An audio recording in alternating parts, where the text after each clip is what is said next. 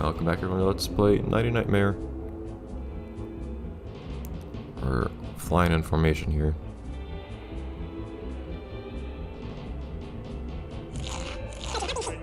Yeah, I know.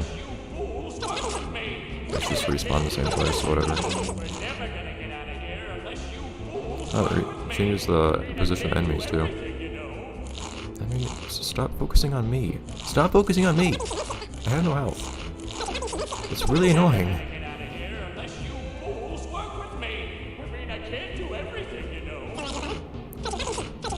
It is quite annoying, especially when I don't have a good way, especially if an enemy is on the bottom of the screen, because my range of vision is shorter in that direction. I don't have a good way of getting my plankton out in front of me, between me and the enemy. Because they walk as quickly as I do. And I have to get fairly close to an attack to be able to direct them towards it. And moving and directing these guys at the same time is effectively impossible. I can't throw these guys like I could if I was Olimar or something.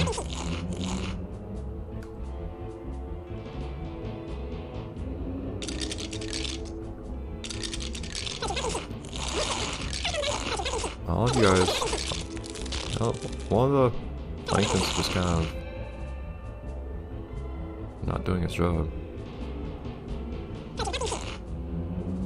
Go away, you guys.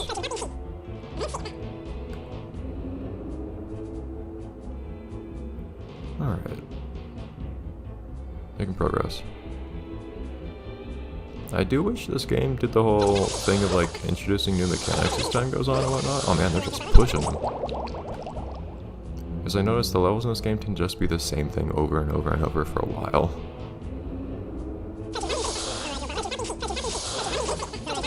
For instance, the last Starfish Run level was pretty much that when we had the vacuum cleaner. Like it was simple and straightforward and there was nothing frustrating about it in the slightest. But that also made it really boring.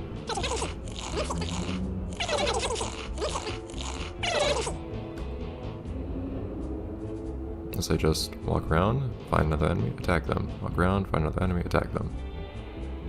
There we go, we got the first strike. Take the advantage. Beautiful.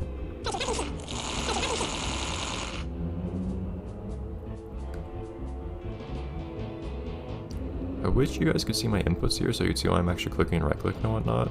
You might be able to hear it. I don't know if it registers on my microphone very well or not. My mouse is decently loud. You still can't tell if I'm doing a left or right click. Well, no, you can't really hear if I'm doing a left click because I'm tapping the trackpad. Because I use a laptop trackpad. But you probably hear right clicks at least. Like this. Maybe. Yeah, it registers. I don't know if you guys can actually hear it, but it registers on the... You can see its signature on the program.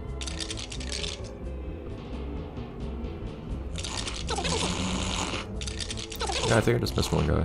Poor dude. Do you guys actually attack? Guys? If you would please? Of course, it's off the bottom of the screen, which is the worst place for it to be, because that means I have to be closer to it. Freaking. These guys to attack.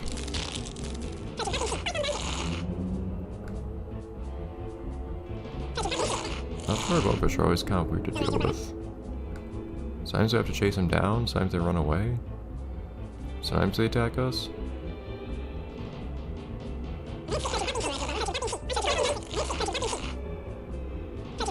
Keep going, guys. Guys, none of them are attacking. Come on.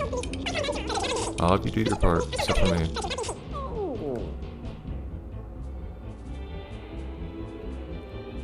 Alright. Some of them are just kind of resting for a bit. They don't line out for very long either, they don't have health. There's very much point in worrying about their health, I feel like.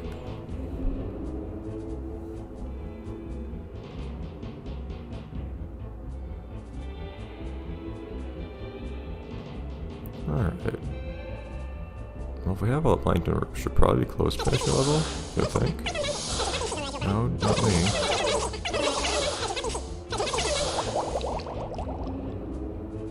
Why is this whale eating these massive things anyways? Like, eating plankton is one thing, but...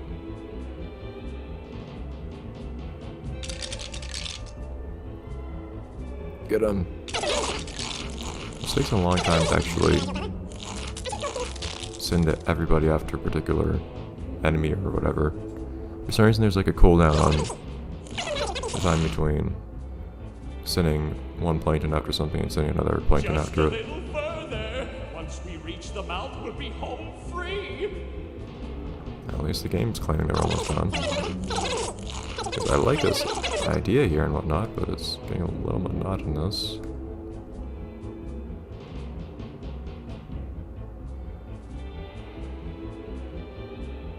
Anybody? Get him. Get this kid.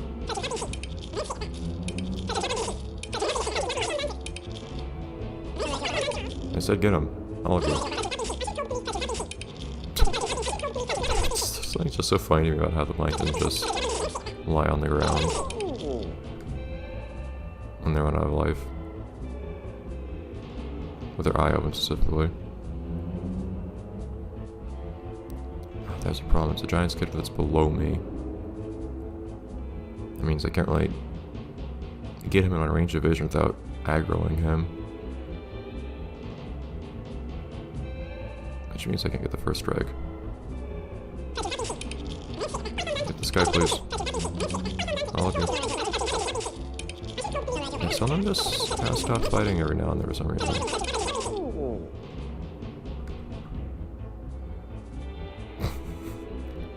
It's also they don't even... They lie down in such a neat way, too.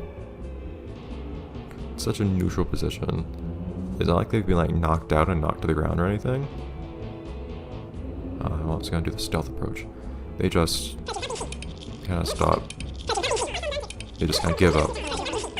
They seem just kind of lying here after a bit. No, don't come back. There you go. They're having a hard time with this one, but they just get right back up after a few seconds anyways, so it doesn't really matter.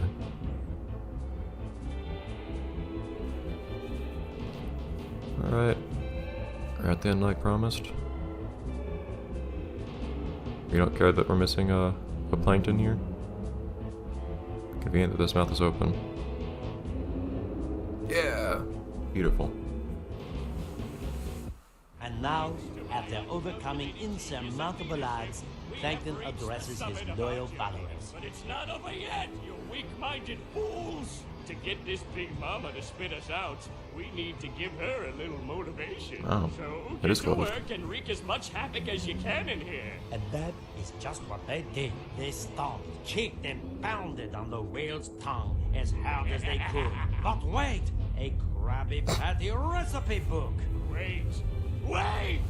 Will he finally retrieve the treasure he has so longed for? No, I guess not.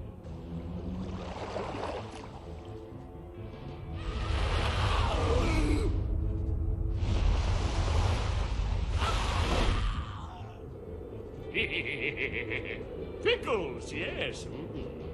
Lettuce, come on. Top bun, no kidding. Bottom bun, grr. Secret sauce, here it is.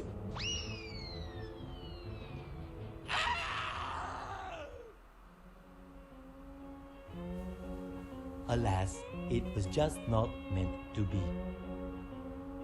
I just can't catch a break.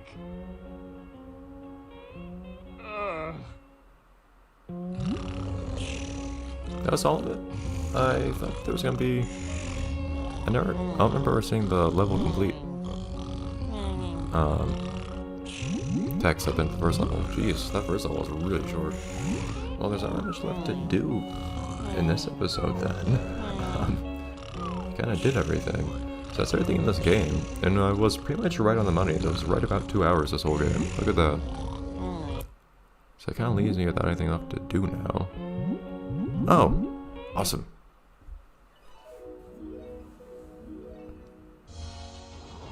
There we go. So this was an odd little game. But that's how most of the Creature from the Crusty Crab games are. Maybe aside from the console version, which is less of an odd little game, more just an odd game. One that bugs me with its reuse of certain assets, but I admit, in general, I do have an appreciation for Creature of the Crusty Crab as a general concept, because it does weird things with the characters and whatnot. Yeah, not a lot of people worked on this, not surprised. Oh, you have voice talent, awesome. Listen up, you idiots. They don't always, I notice sometimes, I've seen some George games not give credit to voice talent, so I appreciate that they do those.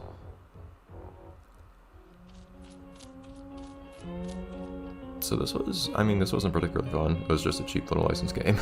It's probably what I should have expected from a PC Spongebob game. And it's also from the same developer as the last one I played. Although I'd say this one actually has a lot less to it than the last one.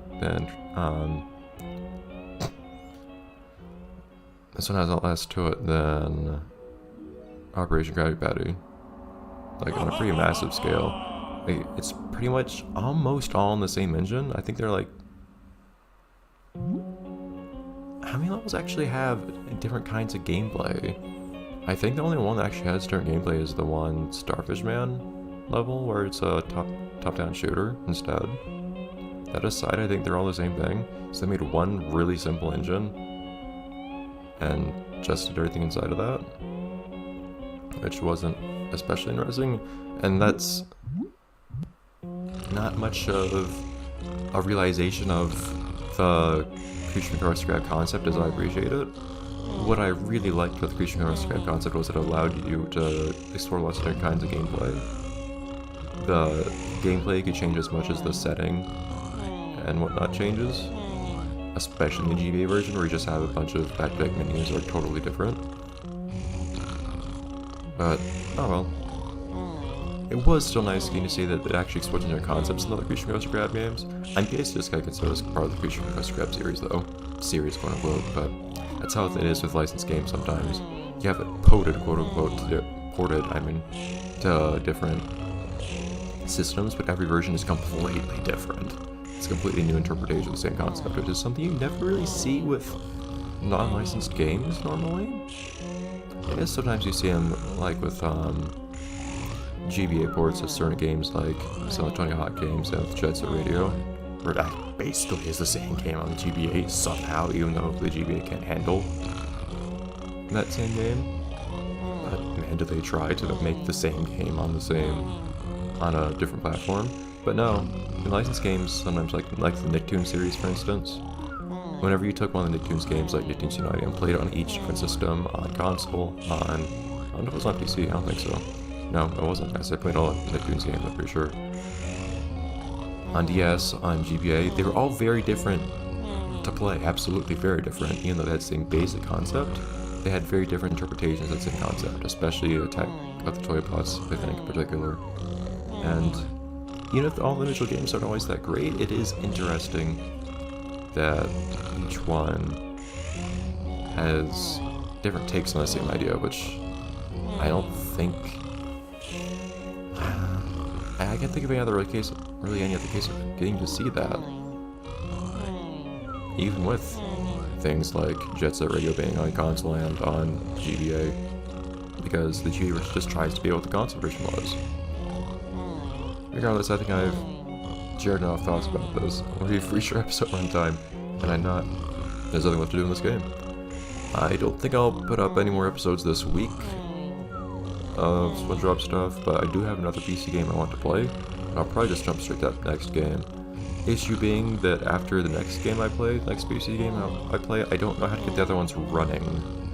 The other ones, if I try to start them up, it just opens up window, says this game